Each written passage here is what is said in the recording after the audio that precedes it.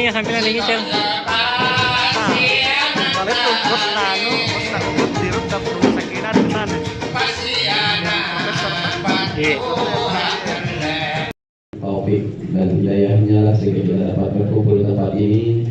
Salawat dan salam atas junjungan Nabi Muhammad SAW. Mudah-mudahan kita senantiasa berjalan di atas tuntunannya, berjalan di atas risalahnya dan dapat berhujjah di hadapan Allah kelak. Amin. Pertama-tama permohonan maaf, saya sebenarnya tidak terlambat. Cuma waktu salat tepat waktunya, jadi saya harus berangkat sholat dulu di sini.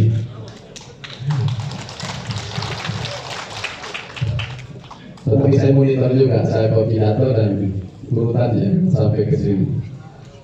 Alhamdulillah pada hari ini, mohon maaf ada Pak Asradiasa juga yang juga dimahdi kami profesi. Kemudian berusaha. Alhamdulillah pada waktu itu saya ajak Pak Pangdam, Pak Kapolda. Luar biasa waktu mau ke Selayar, mau berangkat kami dari Jakarta. Pesawat BNPB katanya tidak bisa Pak, rusak. Akhirnya kita bawa, saya minta pesawat dari Mamuju, pinjam, tidak bisa juga. Lama terakhir pakai pesawatnya TNI, langsung terserap cepat.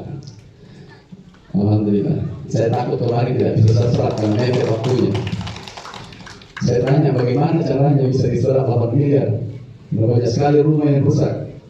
Oh gampang Pak Bu. Dibanding kita repot-repot dan menjawab kiri saja ada case masing-masing. Kalau batas biasa satu hari ini langsung terseramu semua.